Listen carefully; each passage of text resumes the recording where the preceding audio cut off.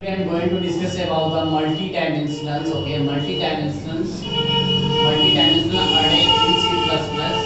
Okay, multi-dimensional array in C++. So this is one interesting question, and most of the matrix questions are related to multi-dimensionals. Okay, so we have multi-dimensions. What we have to use more than nested. So this is the concept of similar to nested for loop. Okay, so just I'm going to take one examples. Okay, it will be more clear to you. Okay. So we have any, okay, just I'm writing some normal programs. So we have any programs like, so just I'm writing the main function, okay. So just I'm going to declare any array, okay, like 2 by 2 arrays or 3 by 3 array, okay.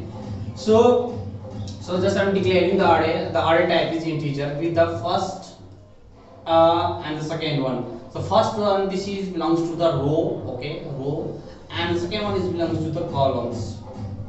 Okay, so we have to specify the how many rows you want, how many columns you want. Okay, suppose if I'm going to define, I'm going to say that I want only 2 rows and 2 columns. So this means what? So we have a 2 by 2 matrix.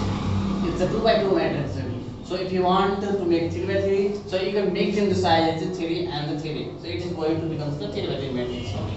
So how to read the value? Okay, so we have to first give the user input values. Okay, so for that we have a concept.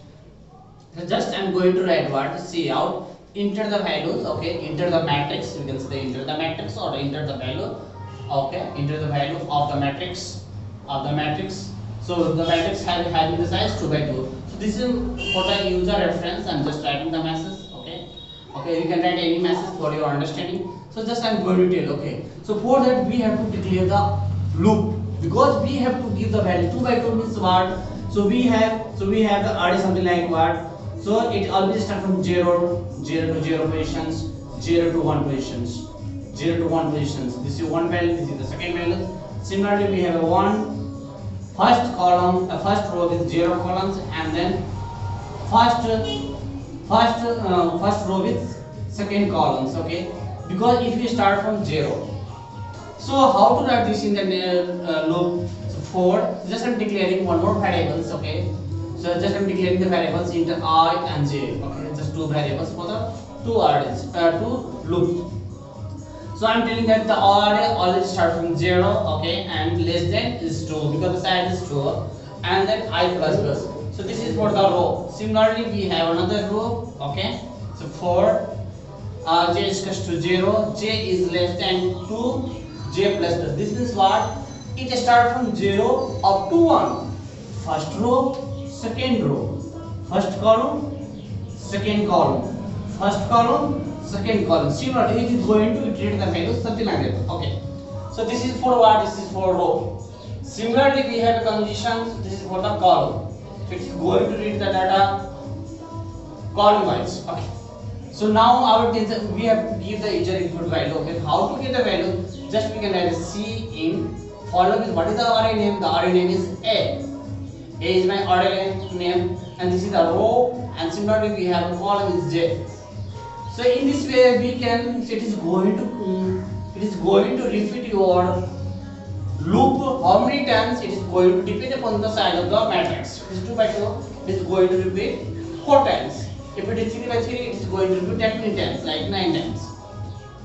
So I'm watching this ones. In this way, I can give the values. Okay, so I want to display this value. How to display these values?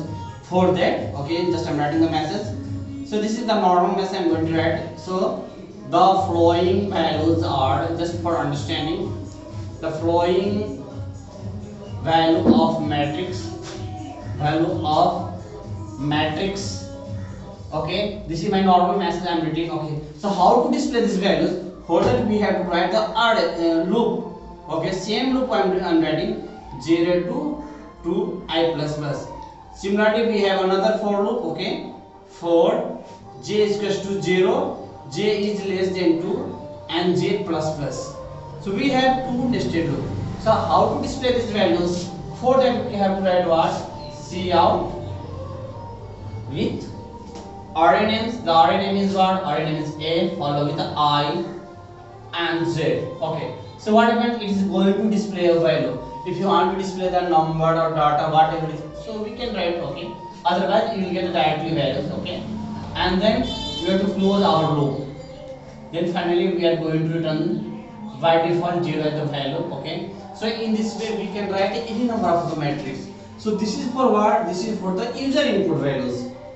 So we can give the user input values by using scene with this is my respective matrix, okay. So this is my user input value. For that I am using cin. This is called nothing but console input, okay. And then and we want to read all the data. For reading the data, for that we also look at the nested for loop, okay. And for reading we are using the cout console. This is going to display the result. Thank you so much. Please subscribe my channels S and S Lab Technology. Lab. Thank you so much.